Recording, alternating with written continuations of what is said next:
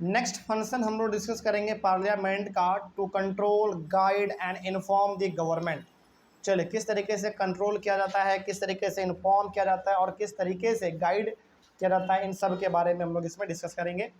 इसमें सबसे पहला, अच्छा इसके पहले वाले जो टॉपिक में हम लोगों ने पढ़ा था, पहला वाला जो हमारा इसमें फंक्शन था बेसिकली वो था to select the national government. क्या इसमें कोई दिक्कत था आप लोगों को? चलिए, इसमें कोई दिक्कत नहीं। तो अगला हमारा फंक्शन है to control, to guide and inform the government. चलिए शुरू करते हैं, क्या लिखा हुआ है इसमें। सबसे पहला पॉइंट है the parliament begins with a question hour. The question hour is an important mechanism through which MPs can reflect information about the working of the government. देखो, पार्लियामेंट का कभी भी आप लोगों ने डिस्कशन देखा है? डिबेट नहीं देखा होगा शायद आप लोगों ने। यानी कि लोकसभा और राज्यसभा का जब मीटिंग होता है ना, मतलब जब पार्लियामेंट्री हाउस में लोकसभा और राज्यसभा में जब डिस्कशन चलता है तो उसमें ना एक आवर, मतलब उसमें ना एक क्वेश्चन आवर होता है। क्वेश्चन आवर का मतलब होता है कि उस घंटे में, उस समय में आप केवल क्या कर सकते हैं? क्वेश्चन पूछ सकते हैं। यानी कि अपोजिशन वाला पूछता है सवाल, किससे? रूलिंग पार्टी से। मतलब ये बोलेगा कि आपने वादा किया था कि इतना रोजगार देंगे, आपने रोजगार क्यों नहीं दिया? इस प्रकार का क्वेश्चन सवाल जवाब उसमें होता है। आपने बोला था कि एक एक्सप्रेस हाईवे बनाएंगे बिहार में, आपने बनाया नहीं, मतलब सवाल जवाब होता है। तो जब पार्लियामेंट हमारा चालू होता है, यानी कि लोकसभा राज्यसभा जब चालू होता है तो उसमें एक टाइम पीरियड होता है, उसका नाम है बेसिकली क्वेश्चन आवर। और क्वेश्चन आवर का मतलब हो गया कि इस समय में केवल आप सवाल जवाब ही कर सकते हैं, ठीक ना। और सवाल जवाब में बेसिकली आप अपने एरिया के समस्याओं को रखते हैं सरकार के सामने। जैसे मान लीजिए कोई MP है, वो खड़ा होकर बोल रहा है क्वेश्चन आवर में कि मेरे कॉन्स्टिट्यूएंसी में, यानी कि हमारे इलाके में डेंगू का समस्या बहुत ज़्यादा है। क्यों? क्योंकि नाला खुला रहता है। तो सरकार क्या ध्यान देगी कि अच्छा इसके इलाके में नाला बनवाया जाए। सिंपल।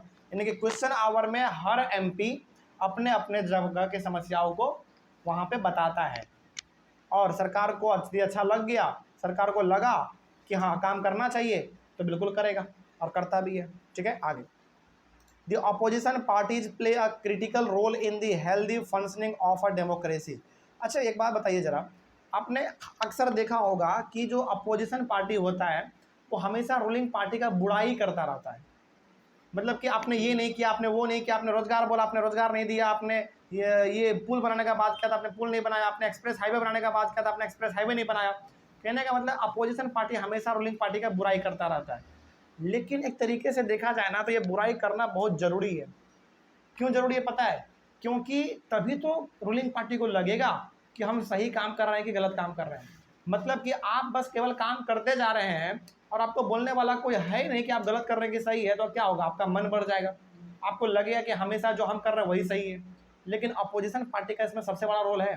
अपोजिशन पार्टी जहाँ पे बहुत अच्छा काम कर रही है, अपोजिशन पार्टी का यहाँ पे सबसे बड़ा रोल ये है कि वो सरकार को समय समय पर आईना दिखाते रहती है कि आप जो कर रहे हैं वो क्या है, गलत है, इसको ऐसे नहीं करना है, इसको ऐसे करना है। इस तरीके से वो बताती रहती है। ठीक है, आगे जैसे इसको ना आप ऐसे समझो, आप इसको ऐसे समझो कि जब आप कोई गलत काम करते हैं तो आपको बताने वाला कौन होता है? आपका घर वाला होता है, आपके मम्मी पापा, जो बड़े बुजुर्ग लोग होते हैं वो बताते हैं कि बेटा ये गलत है, ये करो ये गलत है, ये करो ये सही है, ऐसा कहा जाता है आपको। मतलब कि आपको एक तरीके से गाइड किया जाता है अच्छे कामों को करने के लिए। उसी प्रकार से रूलिंग पार्टी अच्छा काम कर सके इसके लिए गाइड कौन करता है? Opposition party. और अपोजिशन पार्टी जब जब उसका बुराई करती है तब तब समझ जाइए कि रूलिंग पार्टी कहीं ना कहीं कुछ गलत कर रही है ना। आगे, they highlight drawbacks in various policies and programmes of the government. Opposition party हमेशा कमी निकालता रहता है रूलिंग पार्टी का। यानी कि मान लीजिए रूलिंग पार्टी ने कोई नियम निकाला, कोई कानून निकाला, उसमें यदि कुछ गड़बड़ी है तो क्या लगता है आपको कि उस गड़बड़ी को रूलिंग पार्टी खुद सुधार लेगा या फिर जब तक अपोजिशन पार्टी नहीं बोलेगा तब तक वो नहीं सुधारेगा? नहीं, मतलब जैसे मान लीजिए कोई कानून निकाला और कानून निकालने में सबसे बड़ा योगदान किसका होता है? रूलिंग पार्टी का होता है ना। उन्होंने कोई कानून निकाला तो क्या उस कानून में उसको कुछ गलत नजर आएगा? नहीं, क्योंकि भाई वही खुद निकाला, उसके लिए उसमें क्या गलत होगा? उसके लिए तो सबसे सही होगा क्योंकि उन्होंने खुद कानून निकाला है। लेकिन उसमें यदि कुछ गलत होगा तो उस गलत को बताने का काम किसका है? अपोजिशन पार्टी का है। कहने का मतलब सिंपल सा है कि अपना किया हुआ काम सबको अच्छा ही लगता है, लेकिन जब तक सामने से कोई बुराई न करे तब तक आपको बुराई दिखता ही नहीं उसमें, है ना। मतलब वही बात हो गया ना कि अपने हलवाई को अपना मिठाई तो पसंद आता ही है ना। मतलब हर हलवाई को अपना मिठाई पसंद आता है, लेकिन वाकई में आपका मिठाई पसंद है कि नहीं वो कौन बताएगा? कस्टमर बताएगा। वही बात इसमें भी है तो जो रूलिंग पार्टी कानून निकालता है वो तो रूलिंग पार्टी को अच्छा ही लगता है, लेकिन जो उसमें बुराई है वो बुराई दिखाने का काम किसका है? अपोजिशन पार्टी का है। ठीक है, आगे। The MPs are the representatives of the people and have a central role in controlling, guiding and informing parliament, and this is a key aspect of the functioning of the Indian democracy। यानी कि जो हमारा representative होता है, representative मतलब MP का बात कर रहा है इसमें, मेंबर ऑफ पार्लियामेंट, जिसको हम लोग वोट देकर जिताते हैं, ये हमारे लिए बहुत इंपॉर्टेंट काम करते हैं। क्यों काम करते हैं इंपॉर्टेंट? देखो, क्योंकि देखो समझना बहुत इंपॉर्टेंट है। एक एमपी जो जीत के जाता है उसको लगभग 10 से 12 लाख लोग वोट देते हैं। कहीं पर ये संख्या कम होता है तो कहीं पर ज़्यादा भी होता है ना। यानी कि 10-12 लाख लोगों ने आपको वोट दिया है, इसका मतलब है कि 10-12 लाख लोगों का आपके ऊपर भरोसा है। आप जो पार्लियामेंट में बोलेंगे, आप जो हमारे लिए बात करेंगे, वो अब क्या होगा? बिल्कुल सही होगा। यानी कि आपके ऊपर हमको विश्वास है, तभी तो हमने आपको वोट दिया और आपको हमने जितवाया। तो ये आदमी पार्लियामेंट में जाता है, आपके बातों को वहाँ पे रखता है, आपके मोहल्ले में किस चीज़ का ज़रूरत है उसको वहाँ पे रखता है, आपके शहर में किस चीज़ का कमी है वहाँ पे सरकार को बताता है। तो बेसिकली जो आपका एमपी होता है, यानी कि जो आपका लीडर है, वो बेकार आदमी नहीं है। आपने उस पर भरोसा किया, आपने उसको वोट दिया, तो उसका जिम्मेदारी बनता है कि आपके फ़ायदे के लिए वो काम करे हमेशा। तो हमेशा वो आपके इलाके का सवाल ही पार्लियामेंट में उठाएगा, है ना, और आपके इलाके के लिए क्या ज़रूरी है वो वहाँ पे बात करेगा, और यही होना चाहिए और यही होता है। ये इंडिया के लिए बहुत ही फ़ायदेमंद रहेगा। यानी कि हमारा इंडिया क्या एक डेमोक्रेटिक कंट्री है और ऐसा ही होना चाहिए, इसमें ऐसा होता भी है हमारा। ठीक है, चल इस तरीके से हमारा ये वाला टॉपिक कंप्लीट हुआ। अगला है लॉ मेकिंग, यानी कि तीसरा जो फंक्शन है सरकार का वो क्या है? लॉ मेकिंग, यानी कि कानून बनाना। The Parliament of India is the supreme law making institution of our country. मतलब कि हमारे कंट्री में जो भी नियम कानून बनते हैं वो कहाँ पे बनते हैं? पार्लियामेंट में बनते हैं, यानी कि लोकसभा और राज्यसभा में ही बनता है।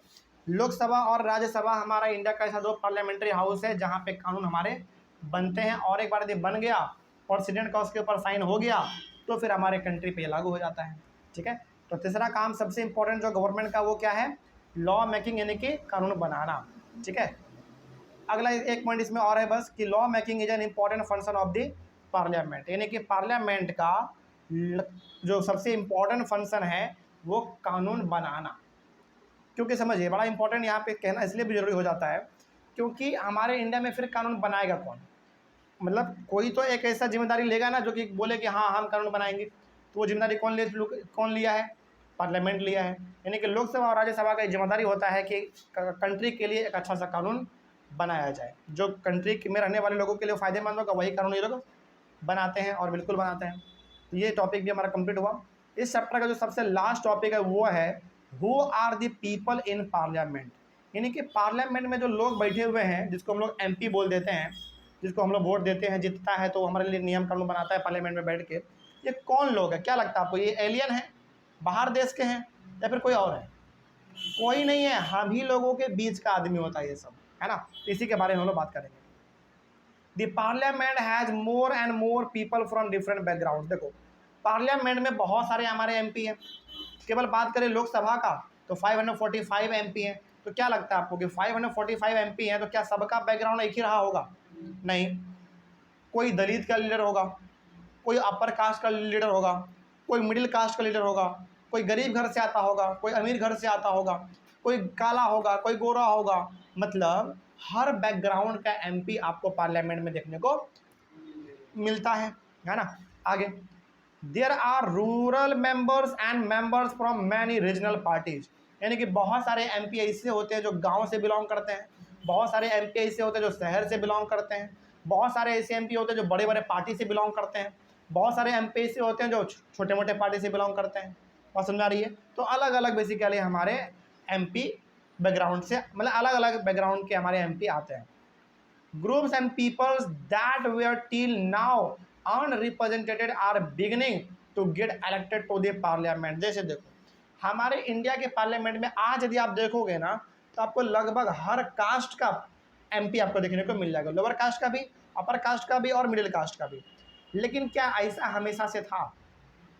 नहीं, हमारे इंडिया के पार्लियामेंट में लो कास्ट के लोगों को उतना जगह पहले नहीं था, लेकिन हमारे इंडिया के पार्लियामेंट में यानी कि कानून में संशोधन किया गया, फिर उसमें लोअर कास्ट के लोगों को भी परमिशन दिया गया। और आज बेसिकली सीट जो है ना लोअर कास्ट के लिए रिजर्व कर देते हैं कि इस जगह से केवल यही कास्ट का आदमी चुनाव लड़ेगा तो लड़ेगा, इसके अलावा कोई नहीं लड़ेगा।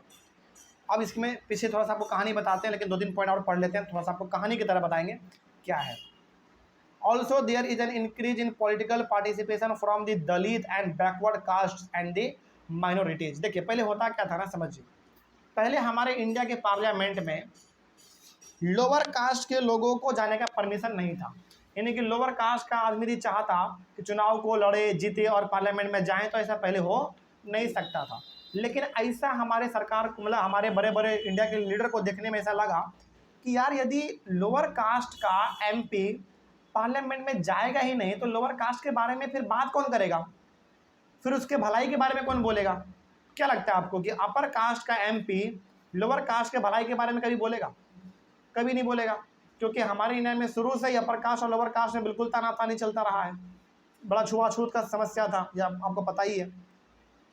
तो हमारे बड़े बड़े लीडर को ऐसा लगा कि यार दलित लीडर यानी कि दलित का एमपी यदि पार्लियामेंट में नहीं पहुंचेगा तो दलित के बारे में आवाज़ कौन उठाएगा पार्लियामेंट में, दलित के बच्चों के बारे में सोचेगा कौन, उसके पढ़ाई लिखाई के बारे में कौन आवाज़ उठाएगा।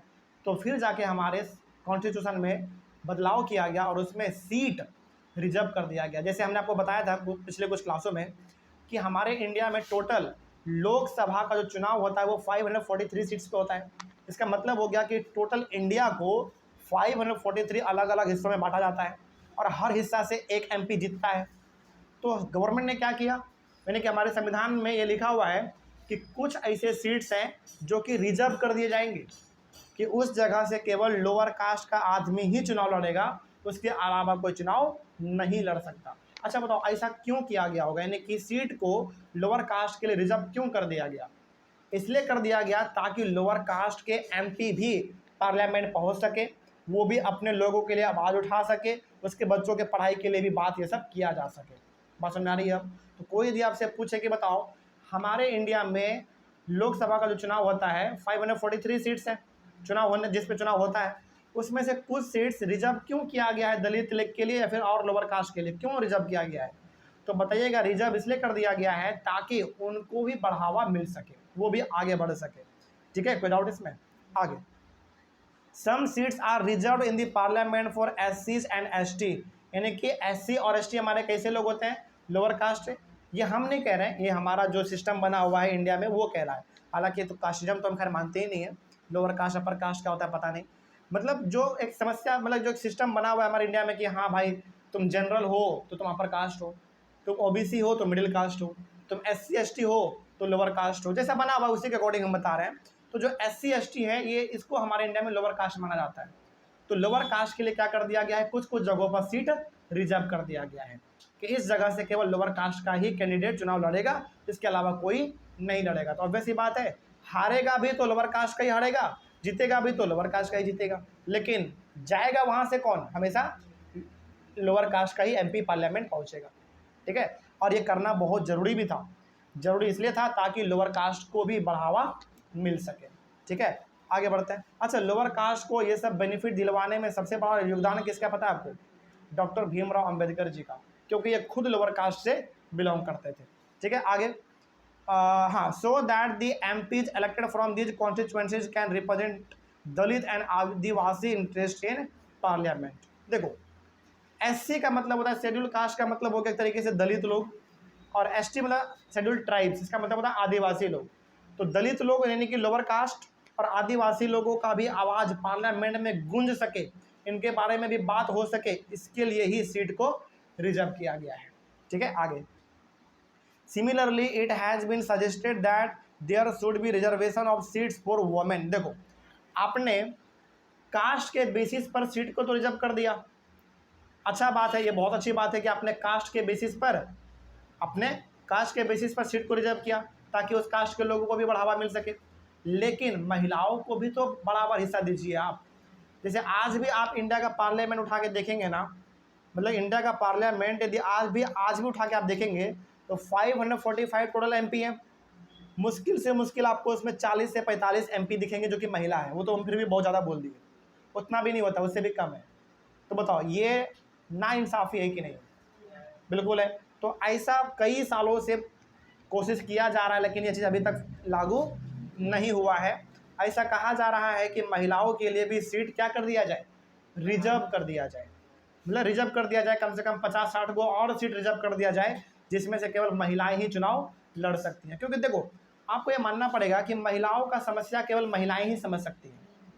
तो भाई कम से कम 50-60 सीट इंडिया में केवल ऐसा तो कर दो जो कि महिलाओं के लिए रिजर्व कर दो, ताकि महिलाएं भी चुनाव लड़ सके, महिलाएं भी महिलाओं के बारे में बात कर सके। क्या लगता है आपको कि पुरुष कभी भी पार्लियामेंट में महिलाओं के बारे में कभी बोल पाएगा?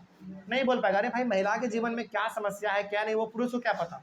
तो महिलाओं के जीवन के बारे में अच्छी तरीके से कौन बोल पाएगा?